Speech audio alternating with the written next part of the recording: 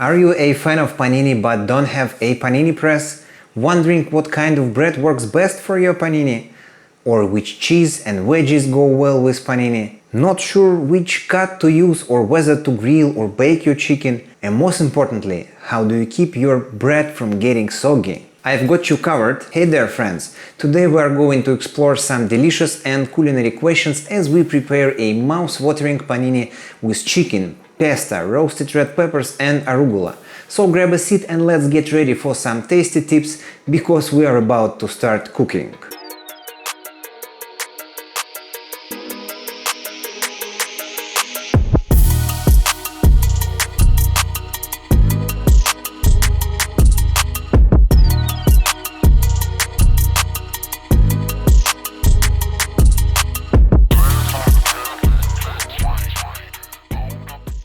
Can you make a panini without a panini press? This is the most important question. And the answer is yes. And in this video I will show you exactly how to do it. Cooking a panini in a pan can result in a slightly crunchier bread than in a panini press. The bread has more direct contact with the heat source, allowing for more caramelization to occur. Additionally, the pan allows for more pressure to be applied to the bread, resulting in a more compressed sandwich with a crispier exterior. So basically, you don't have to miss out on the deliciousness of a crispy and juicy panini just because you don't have a press. Go ahead and treat yourself. And today I want to try cast iron grill pan and stainless steel pan. Another important question: which type of bread is best for making panini? If you want a classic panini, go for some tough bread like ciabatta or focaccia or pita. These breads are pretty tough and can handle the heat and pressure of the pan. But don't worry, the filling flavors still come through just fine. And today I'm gonna figure out which one is better. Gonna make one panini with ciabatta and the other one with pita. Let's see which one's more tasty. And by the way, a common problem when cooking panini is the bread becoming too soggy.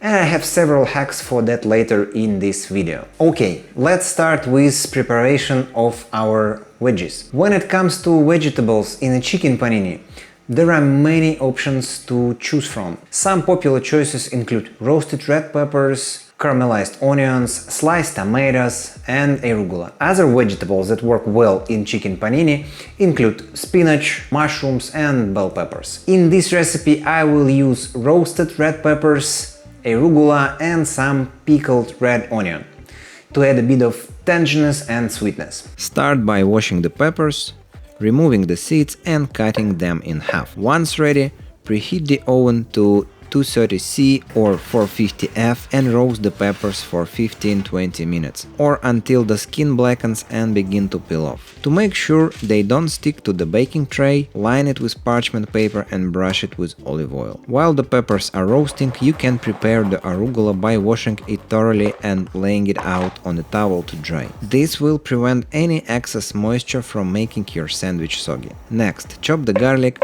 We will need it to marinate the chicken.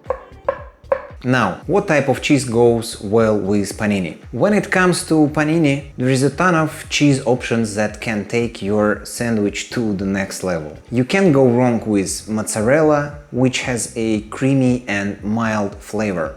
That pairs perfectly with a variety of fillings. Provolone is another solid choice with a slightly stronger flavor and it goes perfectly with meat-heavy panini. Ultimately, the best cheese for your panini will depend on your personal taste preferences. And in today's recipe I'm going to use mozzarella cheese. And make sure to use enough cheese to cover the sandwich evenly, which will help ensure that it stretches properly. Now, no less important question is how to cook the chicken. Should I grill the chicken or cook in the oven? How to make it more flavorful? First of all, you need to start by choosing the right cut. The juiciest cut of the chicken is the thigh with the skin on. It has more fat and connective tissue, which keeps it moist as it cooks. To prepare the chicken, start by removing the bones and tough connective tissue, but leave the skin on. The skin will help keep the chicken moist and add flavor to the panini. If the chicken is too thick in some places, use a knife to trim it down so that it is uniformly thick. You can also use a meat mallet to flatten the chicken slightly. For the best flavor, it is recommended to marinate the chicken for several hours or even overnight. Take a bowl and mix together mayonnaise, oregano, fresh garlic, cumin, pepper and salt. However, if you want to prepare the dish quickly, you can get away with marinating it for just 30-60 minutes. But don't worry if you don't have the time to marinate at all. The chicken will still be delicious if you cook it right away with this sauce. By this time your peppers should be ready. Once the peppers are ready, remove the skin and set them aside. You can also cut them into smaller pieces if you prefer. How to avoid bread from becoming soggy? Same principle. It's important to use bread that is sturdy. Avoid using bread that is too soft or has a delicate crust. Secondly, make sure to keep the filling ingredients from getting too soggy or wet. If you are using leafy greens or lettuce, it's a good idea to pat them dry or use a leafy greens dryer to remove excess moisture. And you can fry your bread with the butter in a pan until golden brown. This will give your sandwich a protective layer that prevents moisture from seeping into the bread, and it will make a nice crunch and make it even more delicious. Finally, be sure to cook the panini until it's crispy and golden brown on the outside. This will help to prevent the bread from becoming too moist and ruining the texture and overall taste of the sandwich. To cook the chicken, heat a pan over a medium-high heat, melt some butter, fry the chicken thighs first on the skin side for about 4 minutes, then turn and cook for 3 minutes more. As soon as it reaches 76C or 170F internal, it is done. Make sure to adjust the heat as needed to prevent the chicken from burning. After the chicken is cooked, let it rest for a few minutes before slicing it into thin strips. This will help the chicken retain its juiciness and make it easier to handle when building the panini. Perfecto. Spread pesto on both cuts of ciabatta and pita. On bottoms, add chicken, peppers, arugula and marinated onions, and put mozzarella on top.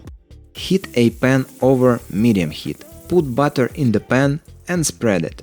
Place the sandwich bottom side in a pan and put a press on top. Apply pressure until the bread is crispy and golden, around 2-3 minutes. For panini with ciabatta, it may take a bit more time. Flip it over to the side with cheese and again apply pressure until the cheese is melted. The time it takes depends on the type of bread you use, its thickness and fillings. For ciabatta it took me 8 minutes and for pita only 4 minutes because it is much thinner.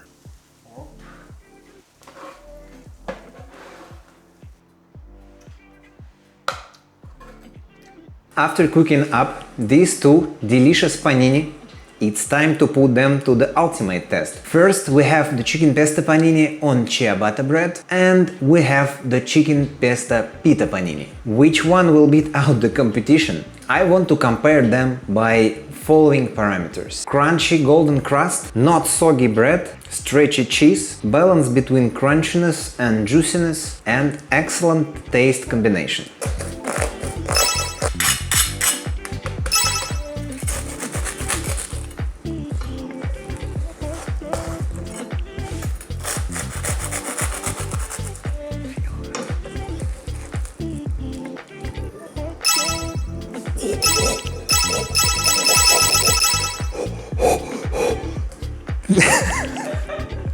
Что?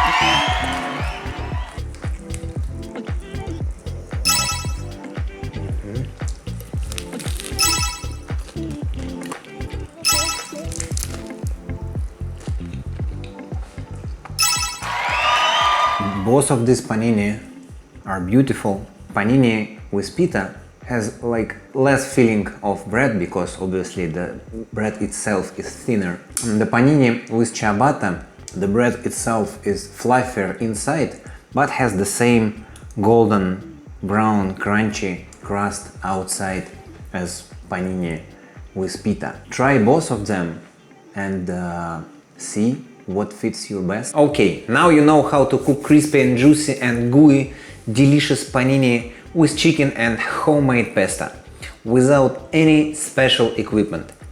Yes, you heard right, homemade pasta. Say no to that store-bought stuff which has all kinds of preservatives and additives that can totally mess with the taste and quality of the sauce. Plus, the homemade stuff is always fresher, so you get more of that amazing flavor. Homemade pasta means you are using only the best ingredients for your sauce. Check out this video where I show you how to create the most delicious homemade pasta with walnuts and sun-dried tomatoes. You won't believe how easy and quick it is to make this mouth-watering sauce.